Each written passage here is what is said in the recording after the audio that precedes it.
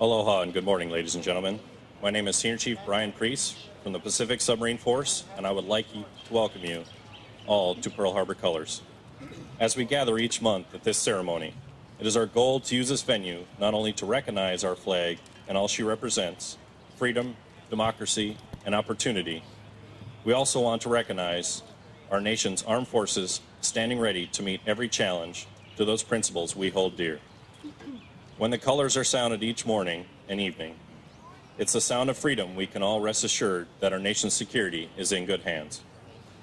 Each month, we also feature a theme to enhance the recognition and perseverance of our nation's military heritage as we honor the sacrifice of our armed forces, both those serving today and the veterans living and past who have answered the call to serve.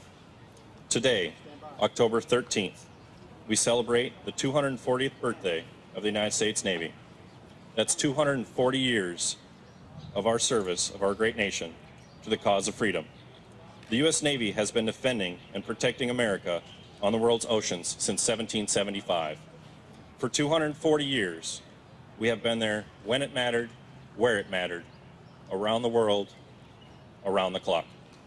Right now, I would like to invite everyone to enjoy this morning's concert by the U.S. Pacific Fleet Band and listen to some key points of our Navy and submarine force heritage. To all our visitors who are here from many parts around the country and even the world, we invite you to please join us. When we observe morning colors at 0800, we ask that you please respect the moment by standing quietly while military members salute the flag during the national anthem. Also, thank you for silencing your phones at this time. Ladies and gentlemen, please welcome the U.S. Pacific Fleet Band.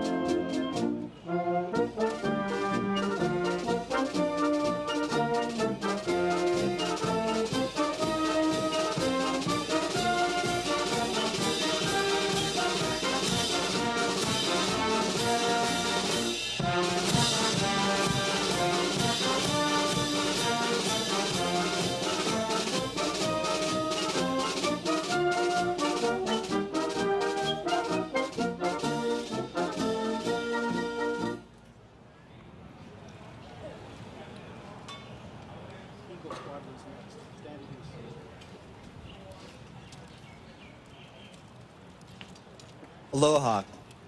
I am Petty Officer Henry Wendelin. On May 8, 1942, Communications Intelligence confirmed that 3 Japanese carrier divisions would combine and assemble with an Army-Navy landing force and would leave in late May. They did not know where it would strike. AF was the designator used by the Japanese to represent a specific location and had not yet been identified. Admiral Nimitz was hesitant in assuming the location was Midway Island. In mid-May, Commander Rockerford and Lieutenant Commander Layton approached Admiral Nimitz with a plan to prove that AF was indeed Midway. A cable was sent to the CEO of Naval Base Midway to send a plain language message to Commandant 14th Naval District stating that the distillation plant had suffered a casualty and fresh water was urgently needed, to which they would reply, "Water barges will be sent." Navy Radio Intelligence Section observed that the Japanese did intercept these messages and in an intelligence report stated AF is short of water. This action allowed Admiral Nimitz to plan for the strike against Midway, and on June 4th, 1942, was able to turn the tide of World War II in the Pacific. Thank you.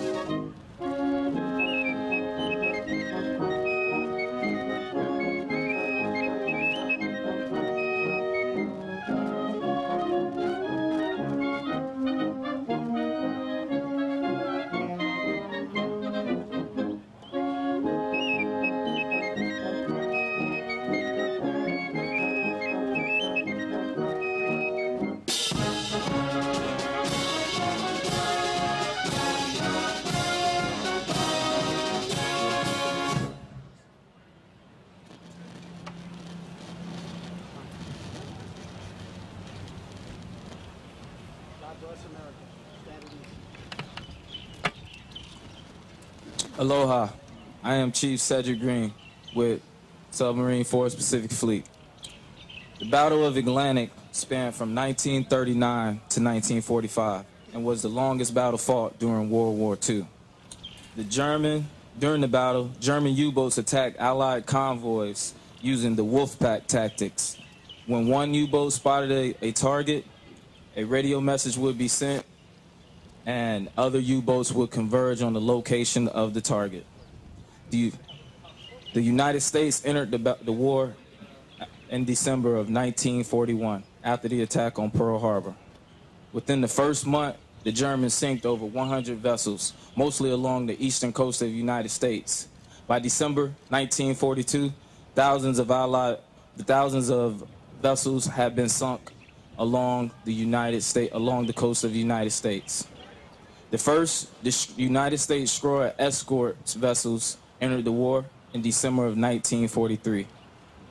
By May of 1943, also known as Black May, the German U-boat fleet would take their biggest loss of the war.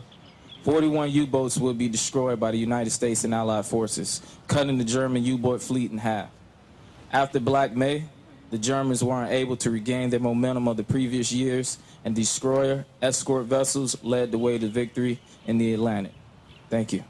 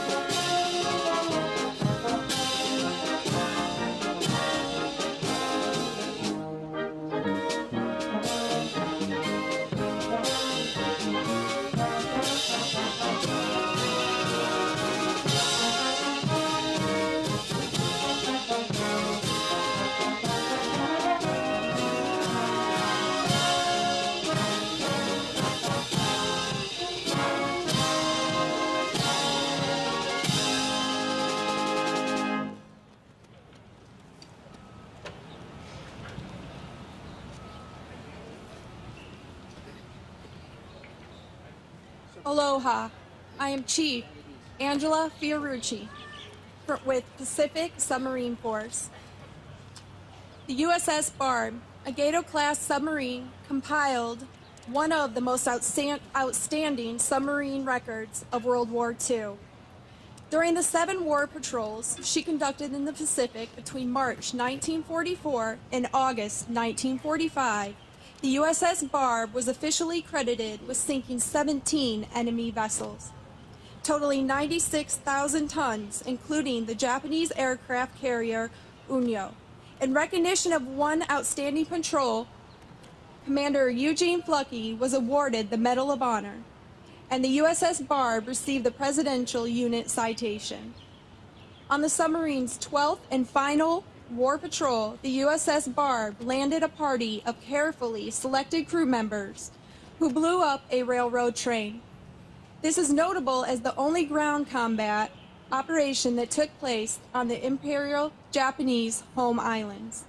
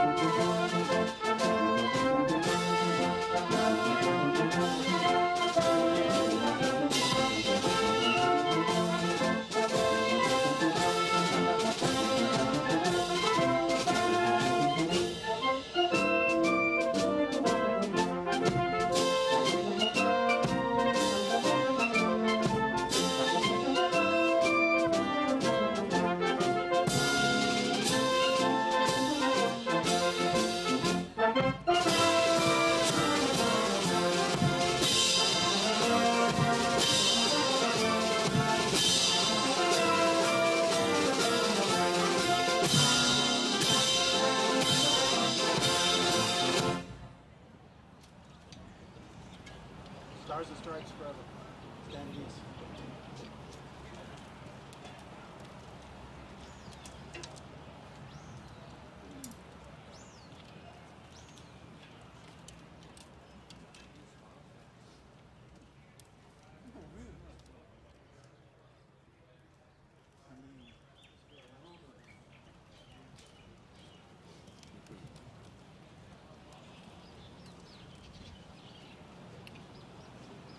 Stand by. Bam. 5, 10. Hut. Horns.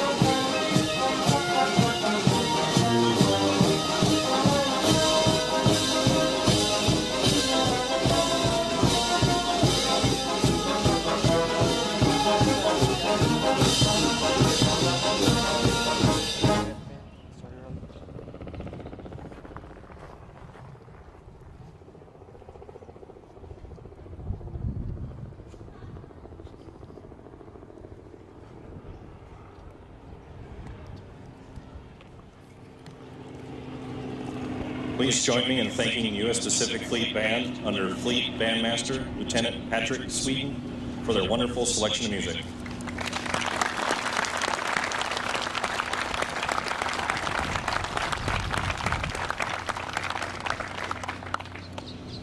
In commemoration of our Navy's birthday, the bell of the USS Arizona will be rung 8 times to mark the end of the watch, the end of the current birthday year.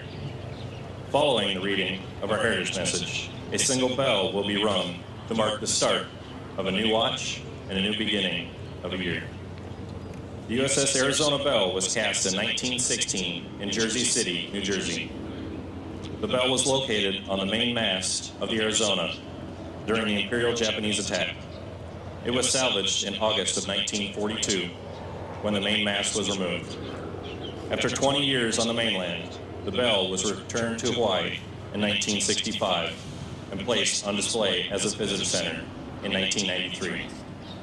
The bell will be rung by Chief Cedric Green from the Pacific Submarine Force.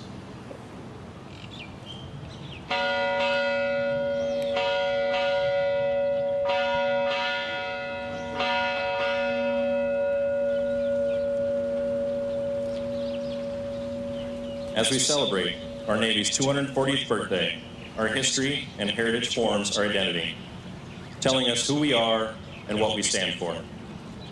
Our core values, or honor, courage, and commitment, have been passed down from our founders, who charged the Navy with the solemn duty to act as a shield of our republic. We have the honor to serve in the greatest maritime fighting force the world has ever seen, but we do so with humility, continuing to build upon the framework those fighting sailors forged before us. History teaches us that with great power comes great responsibility. From the great captains and crews who fought single-ship actions in 1812, to the commerce raiders of the Civil War, from the convoys of World War I, to the major fleet actions of the Second World War, through the Cold War, Korea, Vietnam, and on today, our Navy has boldly and proudly put her shoulder to the wheel. We have championed peace and continue to shield the Republic. Here's to 240 years of proud naval heritage and many more. And now, the ninth bell, traditionally used to signal the start of a new watch, will represent the start of a new year, our 241st.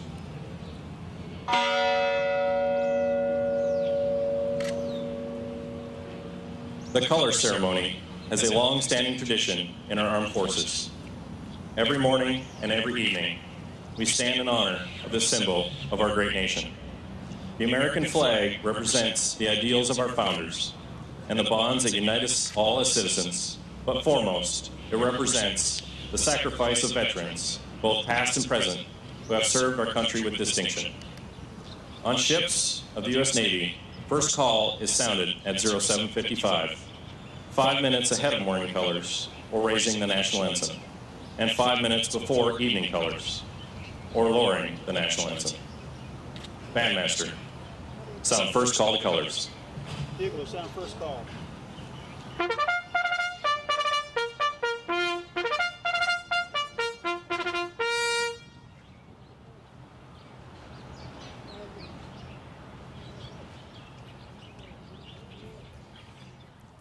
Good morning and aloha.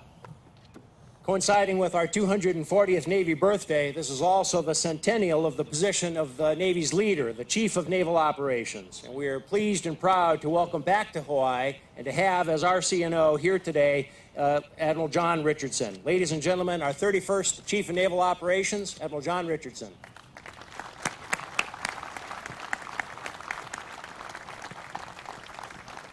Well, thank you, Amarogi, and aloha to everybody. It is fantastic to be back. I had the privilege of commanding USS Honolulu here out of Pearl Harbor, and my family and I lived here for 6 years during that tour, and it is wonderful.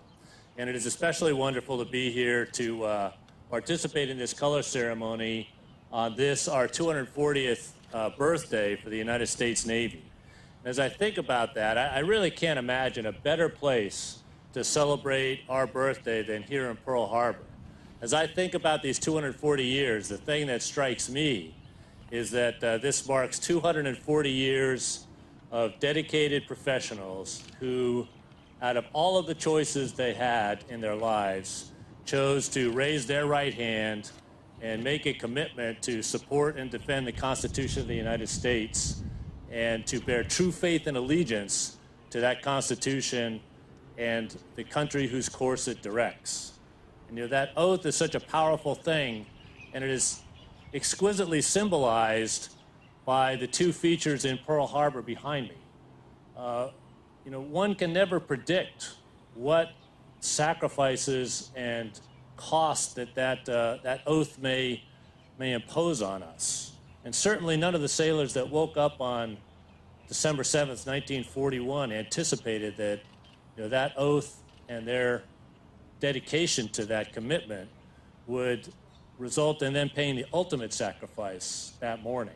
And you can see that beautifully symbolized in the Arizona Memorial here and out on the water behind me. Similarly, the power of that commitment is symbolized here in Pearl Harbor as well. And so the power of the idea of what the United States represents, the freedoms that it brings, the example that it serves, opportunity for everybody, the creativity of our people, and all of that in service to our nation, I think is also symbolized here behind me in the USS Missouri, where the peace treaty was signed at the end of World War II in Tokyo Harbor. And so you've got these two beautiful bookends of symbolism to this commitment that we make to our Constitution and have made for 240 years. At the start, you have the USS Arizona, a symbol of the cost that this commitment may ask of all of us. And on the other end, you've got the USS Missouri, which symbolizes the ultimate victorious power of the ideas behind the United States and the commitment to our people. And so it's an absolute privilege to be here in Pearl Harbor. I welcome everybody who joined us today.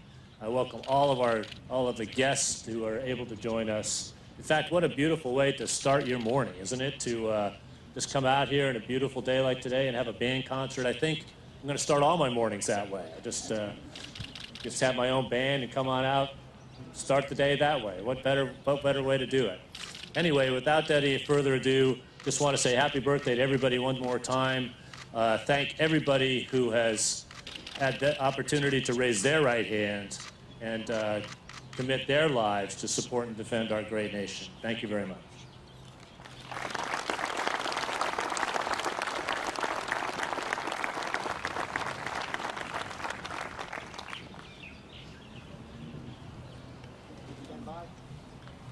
Thank you, Admiral Richardson. Now, ladies and gentlemen, please stand for the presentation of the colors as we honor our veterans, our military families, and our country with the playing of the national anthem performed by the Pacific Fleet Ceremonial Band. Bandmaster, sound attention to colors. Sound, attention. Color Guard, parade the colors.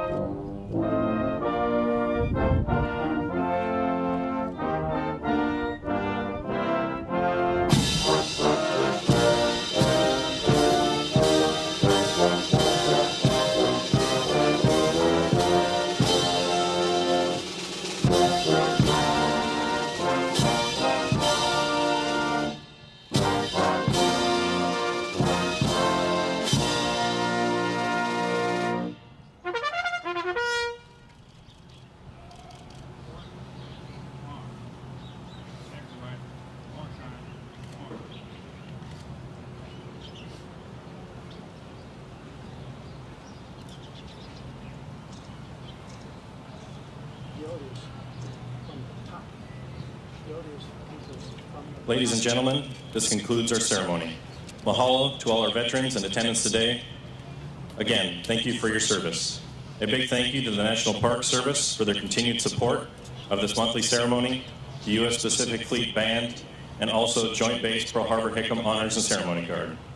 To all our visitors and guests, introduce yourself, tell us where you're from, and feel free to take pictures with our service members and all our veterans in attendance today.